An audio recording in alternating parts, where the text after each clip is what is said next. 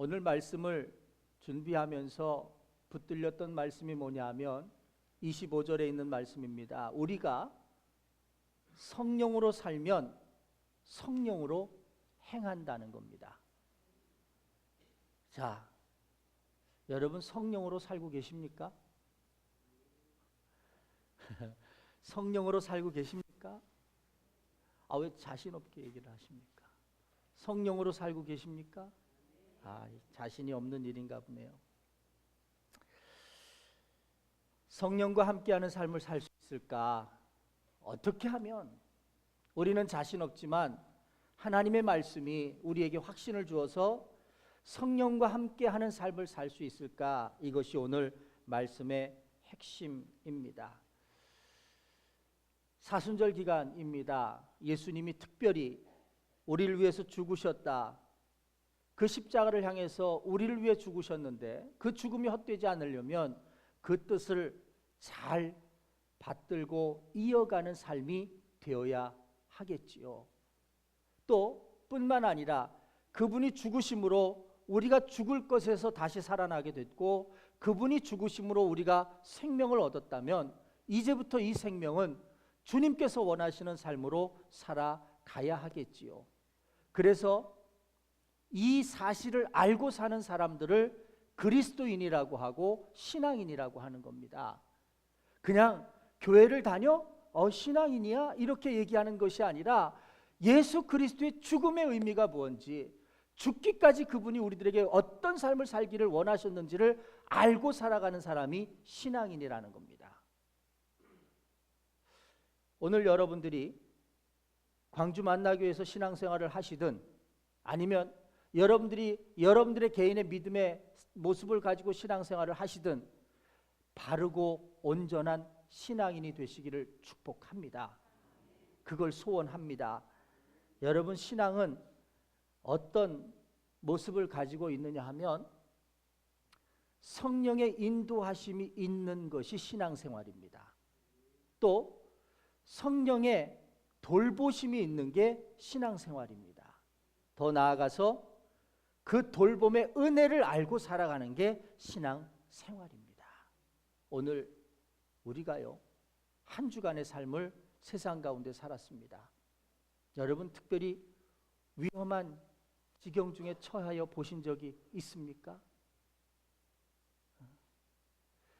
우리도 물론 걱정을 하지만 우리보다 외국에 있는 사람들이 더 걱정을 하더라고요.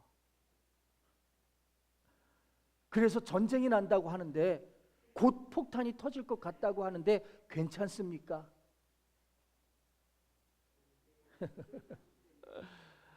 사실은요 아직 30살도 안 된 철부지 북한 정권이 그냥 단추만 누르면 이건 뭐 누가 이기고 지는 것 없이 세상이 다 초토화된다고 하는데 이런 불안 속에서 우리가 살아갑니다. 그런데도 불구하고 우리를 지켜주시는 은혜가 있다면, 그 돌보는 은혜가 있다면 그 은혜에 감사할 줄 알고 그 은혜를 고백할 줄 아는 삶이 되어야 하지 않겠습니까? 그렇잖아요. 전쟁과 무관한 나라에 살지 않습니다. 전쟁과 너무나도 가까운 곳에서 우리는 살고 있습니다.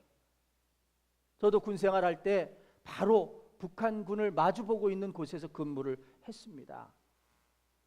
실감이 나더라고요. 이게 내가 전쟁은 겪어보지 않았지만 우리 언제라도 서로 마주대서 총을 쏠 수 있는 위기감이 있구나. 한 번은 초소에 적을 향해서 이렇게 총을 걸어 놨는데 제가 기관총 사수였거든요.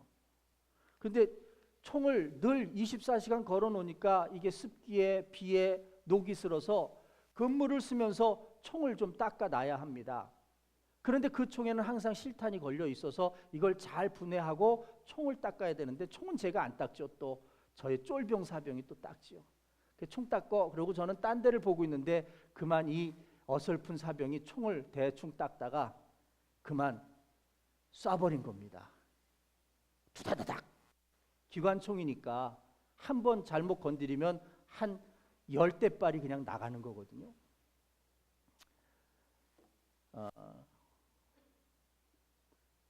어떤 임무를 받느냐 하면 북한에서 총알이 한 발 날라오면 우리는 10발을 쏴라. 이게 받은 임무입니다. 한 발을 날라오기도 전에 10대 발을 날려버렸으니 이게 어떻게 될 일입니까? 전쟁이 날 만한 일이지요. 그런데 그럴 때는 얼른 방송을 하는 겁니다. 아, 실수다.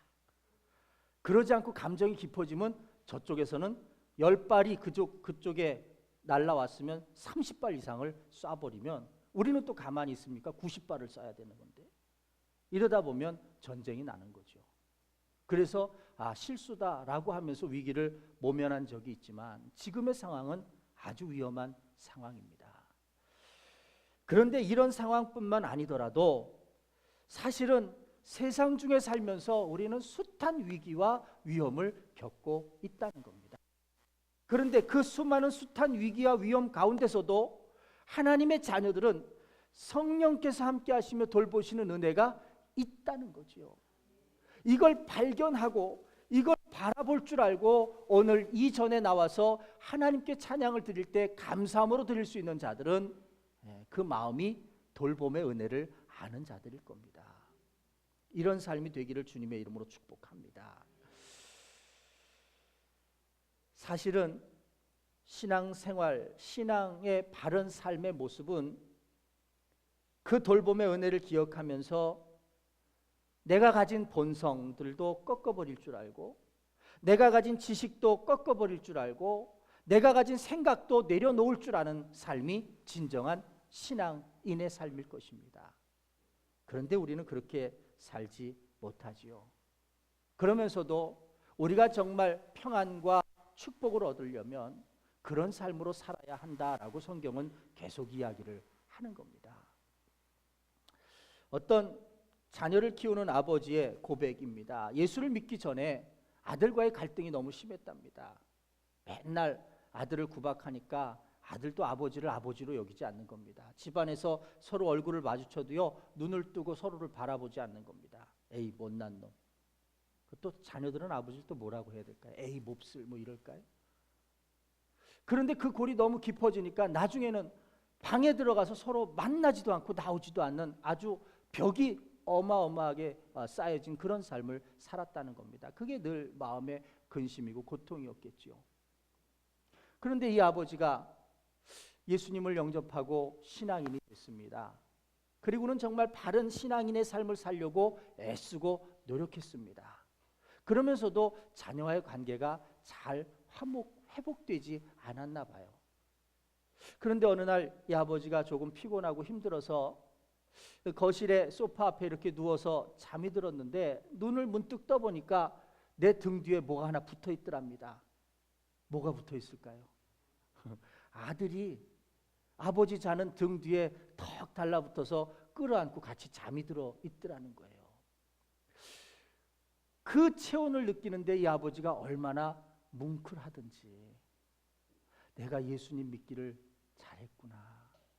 그리고 내가 아들에게 무언 중에 인정을 받고 있구나 하는 생각이 들더라는 겁니다. 여러분, 저는 여러분들의 삶이 이런 삶이 되었으면 좋겠습니다. 이 세상에서 얻을 수 있는 은혜의 삶을 다 누릴 수 있는 그런 여러분들이 되어지시기를 주님의 이름으로 축복합니다. 그렇게 되려면 우리가 먼저 선행되어져야 할 일이 있습니다. 그게 뭐냐? 먼저는 하나님에게 의로운 삶이다 인정받아야 한다는 겁니다. 왜 그리스도인들이요 세상을 향해서 지탄받습니까? 인정받지 못했기 때문에 그렇습니다. 그리스도인이라고 성경은 끼고 살지만 그러나 흉내내는 그리스도인이라고 생각이 되어지기 때문에 또 진실의 속 내면을 봐도 역시 그렇기 때문에 우리가 비탄을 받고 욕을 먹는 거지요. 그런데 하나님에게 먼저 인정을 받는 삶이 되어지면 여러분 그 인정받는 삶이라는 건 주님 안에서 내가 의로워지는 일이라고 하는 건데 이것이 뭐냐면 하나님의 은혜로 내가 죄로부터 용서함 받고 구원받는다라고 하는 것, 구원받았다라고 하는 것이 의로운 삶의 모습이라는 겁니다. 무엇보다도 여러분 신앙생활 하면서 내가 하나님의 은혜로 구원받았다라고 하는 분명한 확신이 이번 고난주간과 부활주의를 통해서 생겨지기를 주님의 이름으로 축복합니다. 어떻게 하면 여러분 주 안에서 의로워질 수 있을까요? 어떻게 하면 내가 정말 하나님 앞에 의로운 자다라고 인정받을 수 있을까요? 그것을 생각하기에 앞서서 그렇지 못한 것부터 생각해 보아야 합니다. 어떤 것이 하나님 앞에 인정받지 못하는 모습이냐? 성경에 보면 알 수가 있습니다. 바리새인들과 같은 사람들. 성경을 많이 아는 사람들이고 성경적인 삶을 사는 사람들이고 무엇보다도 종교적인 것에 너무나도 가까운 사람들이지만 그렇지만 예수님에게 인정받지 못했습니다. 하나님에게 인정받지 못했습니다. 왜냐?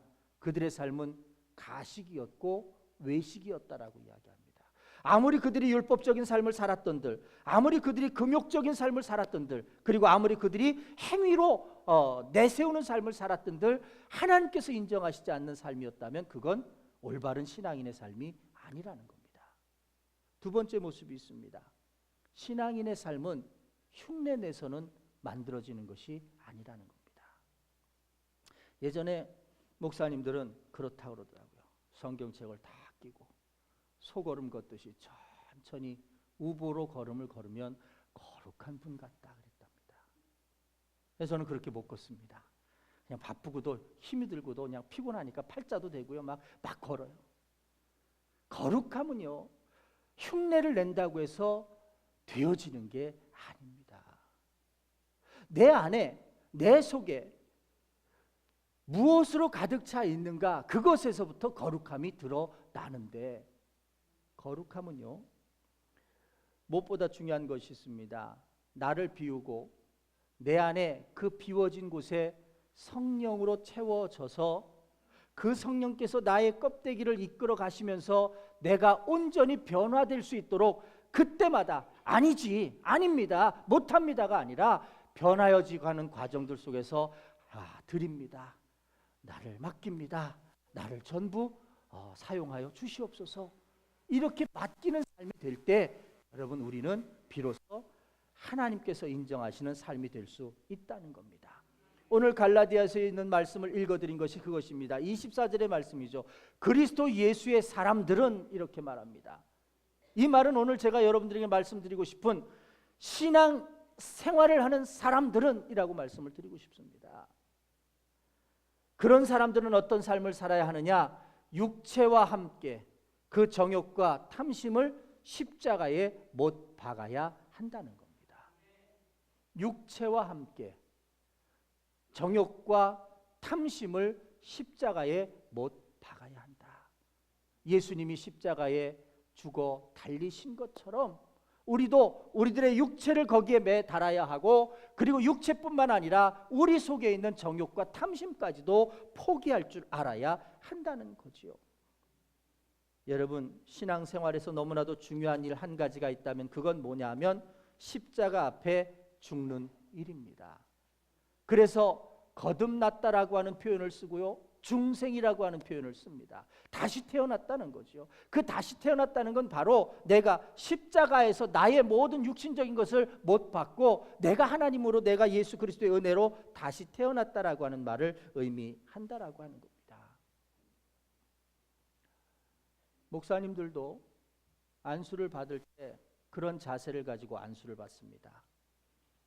이제 나는 세상에서의 내 모습, 세상에서의 내 어떤 가지고 있었던 가치, 신념들 다 내려놓고 이제는 오직 예수님의 일꾼이 되어서 예수님이 가라고 하면 가고, 오라고 하면 오고, 하라고 하면 하는 그런 삶으로 살아갈 것을 결심하는 게 목사 안수식입니다. 장로님들도 마찬가지입니다. 장로 안수식을 받을 때 그 안수식의 의미는 바로 십자가에서 나를 죽이는 연습, 죽이겠다라고 하는 결심인 겁니다. 그럼 목사와 장로만 하는 것이 아니라 모든 성도들은 사실은 다 우리가 십자가 앞에서 죽는 연습을 날마다 하는 게 신앙 생활이라고 하는 겁니다.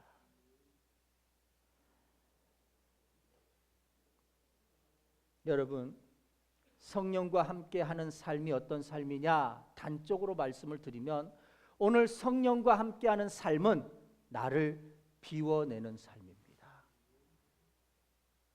우리가 그런 비유를 많이 들지요. 이 잔에 물이 가득 부어져 있으면 더 좋은 무엇인가를 채우려고 할 때 채워지지가 않잖아요. 이미 들어있는 것 때문에 흘러 넘치기나 하지, 아무리 부은들 흘러 넘치기나 하지 새로운 것이 채워지지 않습니다. 그런데 이 잔이 다른 어떤 것으로부터 다 비워져서 그냥 빈 잔이 되어져 있으면 새로운 것을 붓는 만큼, 새로운 것이 부어지는 만큼 이 잔 위에 채워진다는 사실을 여러분 꼭 기억하시기를 바랍니다. 우리 속에도 우리 자신의 우리의 거짓된 의와 육체적인 생각이 가득 차 있으면 성령이 운동하시고 성령이 이끄시는 삶으로 채워지기가 어렵습니다. 튕겨냅니다. 나를 비워내고 나를 완전히 비워내는 그것이 내 신앙 생활이고, 거기서부터 주님의 은혜가 채워지고 주님의 사랑이 채워지고 주님의 능력이 채워져서 의로운 백성의 삶을 살아갈 수 있게 된다는 거죠. 오늘 여러분들에게 시편 말씀을 읽어드렸습니다. 조금 길은 말씀이라서 이것이 무슨 내용인가, 무슨 의미인가 여러분 좀 고민이 되실 겁니다. 그런데 시편 18편은 다윗이 1절의 말씀에 그 주제가 담겨져 있습니다. 여러분 1절을 한번 보시기 바랍니다. 자, 한번 다 같이 읽어볼까요? 시작. 나의 힘이신 여호와여, 내가 주를 사랑하나이다. 내가 주를 사랑하게 됐습니다. 내가 주의 은혜를 알게 됐습니다. 내가 주가 하나님이 살아계신 하나님인 것을 깨닫게 됐습니다. 왜 그랬을까요? 약한 나에게 힘이 되어 주셨기 때문에 그렇습니다. 도저히 내가 할 수 없는 그 일들을 하나님의 능력으로 이루어 주셨기 때문에 가능한 겁니다. 이런 이야기를 들어본 적이 있습니다. 집에 불이 났습니다. 엄마가 불이야 하고 뛰어나와서 보니까 아이를 안 데리고 왔다는 겁니다. 그런데 이게 불이 너무 빨리 붙어서 뛰어들어갈 수 없는 상황이었다는 거죠. 심지어는 불길에 문고리를 잡을 수도 없고 문은 잠겨져 있어서 꼼짝도 못하는 상황이라는 거죠. 그런데요, 어머니라고 하는 이 존재가, 자식을 위해서 목숨도 내버릴 수 있는 이 존재가 어떤 힘을 발휘하느냐 하면, 그 문을 부수고 문을 가로막았던 커다란 철제 장롱 같은 것도 몸으로 밀어내면서 자식을 구해내오는 그런 힘을 발휘합니다. 그런데 생각해 보는 거예요. 내 힘으로 가능했을까? 아니잖아요. 자식을 살리고자 하는 마음과 그리고 내 속에서부터 무언가 힘이 되어줘서 그것을 이뤄낼 수 있는 그 힘이 있었다라고 고백을 하는 거죠. 이것이 하나님의 능력이요 힘이라는 거예요. 여러분, 오늘 이 은혜를 발견할 수 있는 여러분들이 되시기를 주님의 이름으로 축복합니다. 그러면요, 그 힘을 느껴보면 우리는 세상을 향해서 어떤 마음을 가지고 설 수 있느냐 하면 담대한 마음을 가지고 설 수 있는 겁니다. 주 예수를 믿으시오. 야, 어떻게 저 사람들은 저렇게 용기가 있을까? 그리고 정말 죽음의 절망과도 같은 절망의 순간에도 꿋꿋이 일어나는 그리스도인들을 보면서, 야, 어떻게 저 사람들은 저런 힘과 저런 능력이 생겨날까? 보면 그 안에 오늘 다윗과 같이 나의 힘이 되신 여호와여를 부르짖으면서 체험하면서 살아온 삶이라는 거죠. 여러분, 이 말씀을 한번 보시길 바랍니다. 다윗은 정말 하나님을 믿었습니다.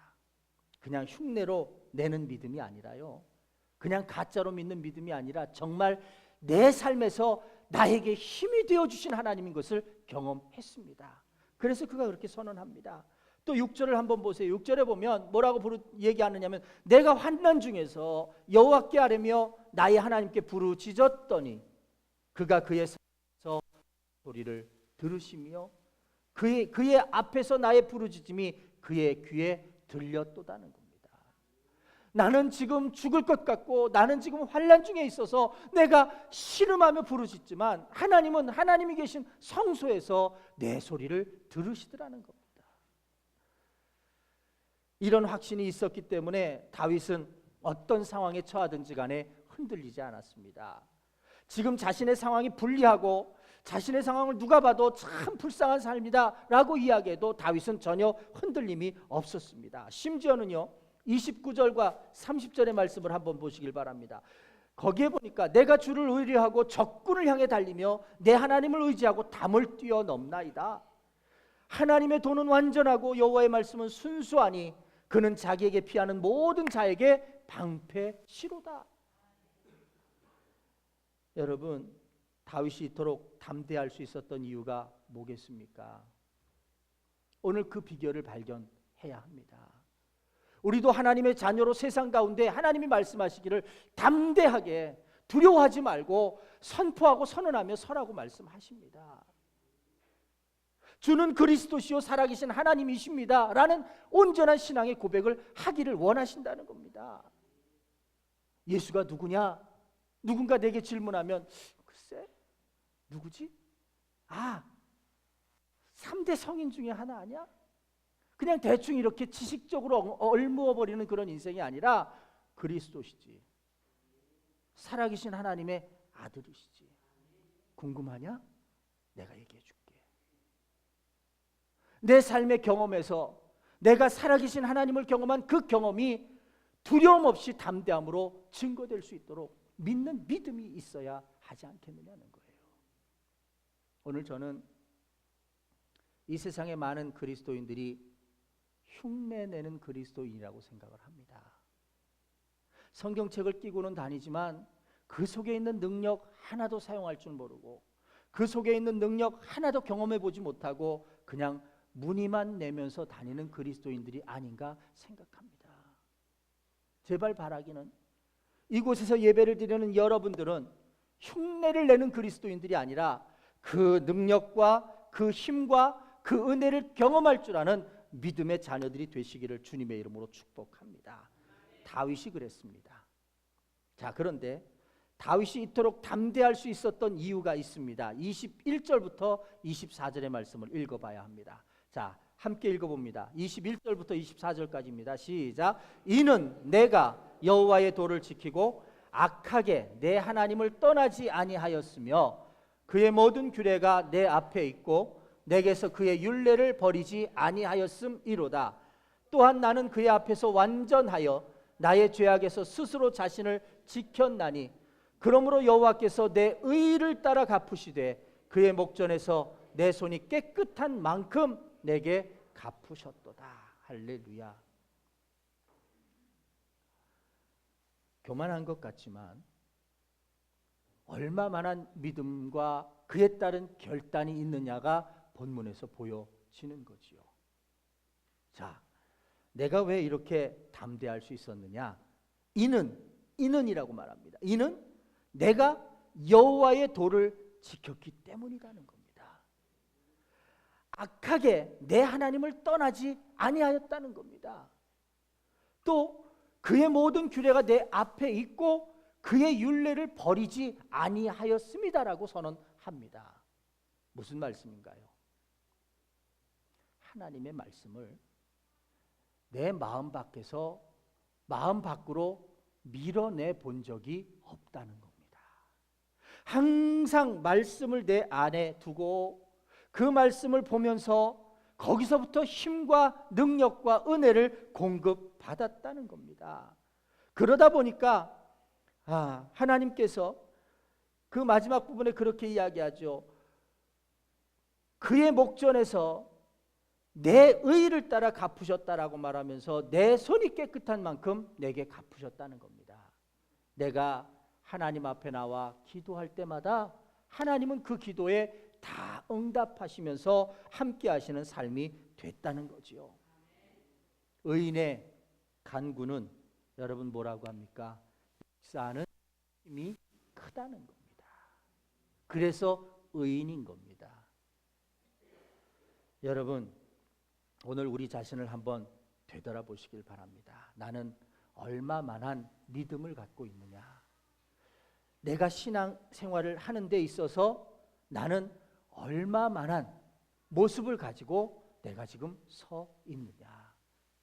하나님께서 오늘 교동문과 또 기도문들 속에서 하나님께서 내 삶을 지켜보신다고 합니다. 살피신다고 합니다. 뭘 살피느냐? 행적을 살피시면서 의로운 행적이 있는가를 살피신다고 합니다. 그런데 과연 나는 내가 신앙인의 삶을 살면서, 그리스도인의 삶을 살면서 의로운 행적을 드러내고 나타내고 있느냐? 그렇게 못하고 있다면 내가 지금 오늘 결심하고 결단해서 내가 의로운 삶이 될 수 있도록 나를 변화시키고 바꿔야 하지 않겠느냐는 거예요. 그것을 다윗은 지금 무엇이라고 이야기하느냐면, 하나님의 도를 지키고 악에서 내 하나님을 떠나지 아니하였고, 그리고 모든 규례에서 율례에서 그것을 버리지 않고 따랐다는 겁니다. 여러분, 오늘 이렇게 저와 여러분들의 삶이 하나님 안에서 하나님의 말씀을 기억하면서 하나님을 따라갈 수 있는 믿음의 자녀들이 되어지시기를 주님의 이름으로 축복합니다. 분재라는 나무가 있습니다. 그 일본인들이 많이 좋아하고 퍼뜨렸죠. 나무의 본래의 성질과 성향을 죽여서 작은 나무로 화반이라고 하나요? 그 위에다가 키우는 기술이지요. 그런데 어떻게 그렇게 키울 수 있나 하고 봤더니 무슨 짓을 하느냐 하면, 뿌리를 털어서 뿌리를 보게 한 다음에 그 뿌리에서 가장 중요한 중심의 뿌리를 잘라 버리는 겁니다. 이거는 곁뿌리만 남겨놓고 다시 심어버립니다.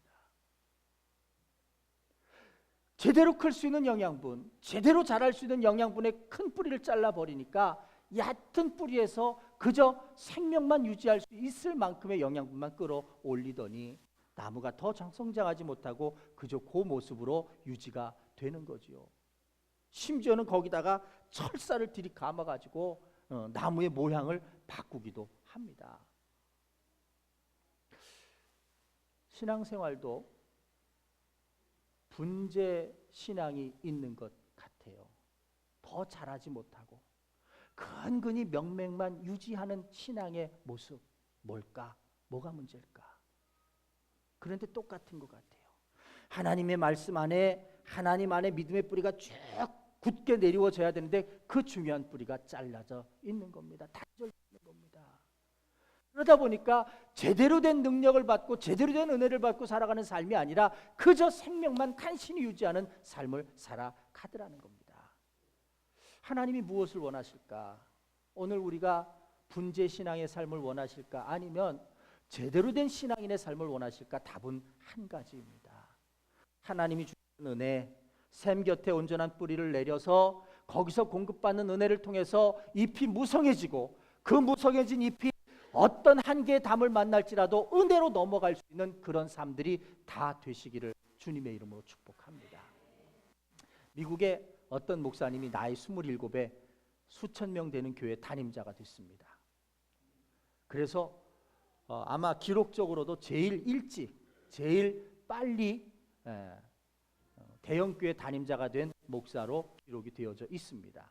그런데 이 목사님이 중국을 한번 방문했다가 굉장히 큰 충격을 받았습니다. 왜냐하면 중국은 교회가 허가되지 않아서 신앙생활을 하는데 들키지 않으려고 정말 성경책을 떳떳하게 들고 오지 못하고 종이에 그것도 이렇게 써서 가지고 둘둘 말아서 몸에 숨겨서 누구라도 보지 않게 하려고, 그러면서 정말 남들 눈에 띄지 않게 수킬로를 걷든지 자전거를 타든지 이렇게 모인답니다.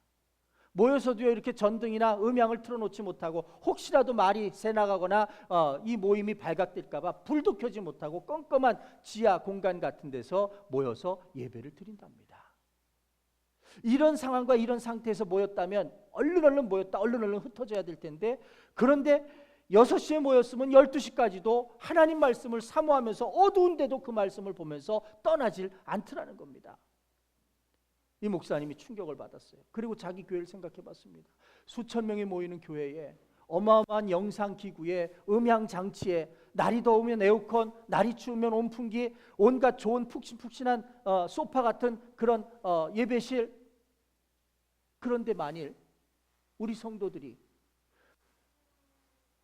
이 더운 날 에어컨도 없다, 껌껌한데 전등도 못 킨다. 편안한 의자도 없다. 여러 가지 좋은 환경들이 다 없다. 그래도 교회를 올 것인가? 그래도 말씀을 사모하고 올 것인가 궁금했답니다. 그래서 하루는 성도들에게 와서 금요일 저녁 6시부터 12시까지는 오직 말씀만 사모하겠습니다. 불도 안 켤 것이고 온풍기도 안 켤 것이고 에어컨도 안 켤 것이며 푹신푹신한 의자도 없을 겁니다. 나오십시오.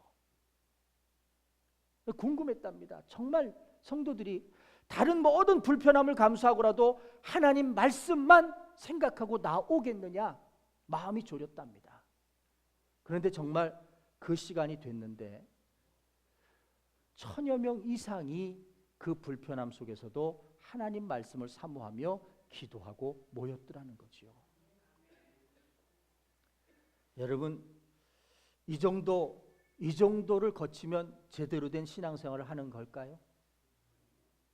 저도 여러분들과 함께 이런 믿음과 이런 자세를 갖기를 원합니다. 이 목사님이 그 후에 성도들에게 그렇게 이야기를 했답니다. 우리 이번 1년 한 해는 다른 건 모든 거 생각하지 않고 오직 말씀만 생각해 봅시다. 불편한 모든 것 생각해 보지 않고 말씀에 집중해 봅시다. 그러면서 내가 말씀을 놓지 않고 내가 말씀을 포기하지 않고 내가 어떤 상황 가운데서도 내가 하나님을 떠나지 않고 살아왔을 때 하나님이 내 삶에 어떤 풍요로움을 주나 우리가 한번 고백해 봅시다. 제가 보기에는 아직 30도 안 된 그 목사님이 그 대형 교회를 이끌어갈 수 있는 지도력은 어디서부터 시작됐느냐 하면 말씀을 붙드는 데서부터 시작됐다고 생각합니다. 조금 배 아프기는 하지만 그렇죠? 여러분, 우리 교회도 필요한 것이 있습니다. 뭐냐 하면 내가 지금 하나님의 말씀을 얼마나 붙들고 있느냐는 겁니다. 더우면 더워서 성경 못 읽고, 추우면 추워서 못 읽겠고, 졸려면 졸려워서 못 믿겠고, 배가 부르면 또 배가 불러서 못 읽겠고. 죄송합니다. 제 이야기입니다. 상황과 환경이 하나님 말씀을 가까이 하기도 하고 멀게 하기도 하고 신앙생활에 신앙인답게도 하고 그렇게 되지 못하게 하는 일들을 우리가 경험하며 살아갑니다. 언제까지 이래야 합니까? 오늘 저도 여러분들과 함께 5가지를 한번 결심해 보고 싶습니다. 이 결심은 어떤 결심이냐 하면 다윗과 같은 결심입니다. 다윗이 어떤 죽음의 순간에도 하나님의 말씀을 포기하지 않았더니 그의 삶이 어떻게 됐습니까? 은혜로 풍성한 삶이 됐다는 거죠. 여러분, 우리도 이 한 해에 어떻게 하든지 이 말씀과 원론대로 한번 살아보자고요. 그리고 나서 우리의 삶이 어떤 모습이 변화되었는가를 스스로 놀라면서 간증하셨으면 좋겠습니다. 그 첫 번째가 뭐냐 하면 이겁니다. 자신을 위한 기도를 넘어서 전 세계를 위해 기도할 줄 아는 사람이 되자는 겁니다. 한번 여러분 기도하시는데 내 자신을 위해서 기도도 못한다 그러면 그건 더 노력하셔야 될 것이고요. 이왕이면 내 자신을 위한 기도에서 넘어서서 다른 자녀들도 위해서 기도할 줄 알고요. 다른 나라에서 밥을 굶고 지금 위기에 처한 생명들을 생각하면서도 기도해 보자는 겁니다. 여러분, 이런 담대한 믿음을 가지시기를 바랍니다. 두 번째 결심입니다. 말씀 전체를 샅샅이 읽을 줄 아는 사람이 되십시오. 대충 알아서는요, 결정적인 순간에 창피를 당합니다. 자녀들이요, 말씀에 입각한 삶으로 배워갑니다. 그런데 어느 날 엄마에게 말씀을 물었는데 대충 하는 지식으로 잘못 이야기했다가는요, 씻을 수 없는 그런 과오를 남기게 되는 겁니다. 샅샅이 말씀의 전후 좌우 앞뒤를 다 보면서 이것이 하나님의 말씀임을 바라볼 수 있는, 그래서 말씀 전체를 샅샅이 읽을 수 있는 삶이 됩시다. 이게 두 번째입니다. 세 번째는 이겁니다. 재정에 대한 문제입니다. 쓰고 남는 거, 그냥 여윳돈 이런 것이 아니라 먼저 하나님이 원하시는 일들을 생각하고 먼저 하나님의 말씀을 생각하고 준비해서 쓸 수 있는 여러분들이 되시기를 바랍니다. 제가 헌금하라는 이야기가 아닙니다. 여러분들이 먼저 하나님이 원하시는 곳에 여러분들의 믿음을 가지고 사용할 줄 아는 그런 모습이 되셔야 한다는 겁니다. 네 번째가 있습니다. 나 자신을 필요로 하는 곳이 있을 텐데 그게 고아원이든 선교원이든 또 다른 곳이든 교회 안에서든 내 자신을 필요로 하는 곳에 가서 섬기는 삶을 살아보자는 겁니다. 제대로 된 삶이죠. 그 다음에 다섯 번째입니다. 복음적인 교회에 헌신하자는 겁니다. 이 교회가 하나님의 말씀을 떠난 이야기들을 하고 있다면 떠나야 합니다. 제가 하나님의 말씀 한 줄 읽고 제 자랑을 40분 늘어놓는 설교를 한다면 여러분들은 떠나셔야 합니다. 그건 하나님의 말씀이 아니기 때문에 그렇습니다. 간혹 섞더라도 간혹 여러분들의 잠을 깨우려고 하더라도 하나님의 말씀을 품고 그 말씀을 전하는 복음적인 교회라면 그 복음적인 교회 여러분들 최선을 다해서 헌신하시기를 바랍니다. 그것이 오늘 다윗이 담대함을 얻은 결과라고 생각을 합니다. 저는 오늘 예배를 준비하면서 생각해 봤습니다. 뭐가 흉내를 내는 신앙인일까? 여러분, 뭐가 흉내를 내는 신앙일까? 신앙생활은 취미가 아니잖아요. 신앙생활은 예배 한 번 드리면서 내 일주일의 삶의 잘못을 면제받는 면제부가 아니잖아요. 이 모든 것들은 다 흉내입니다.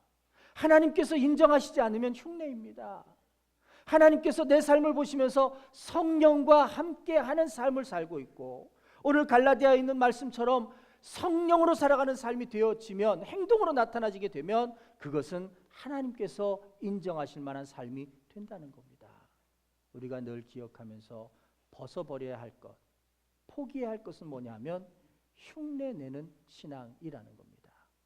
절대 흉내내지 않고 복음 앞에서 하나님 말씀 붙들고 담대하게 설 수 있는 여러분들이 되기를 주님의 이름으로 축복합니다.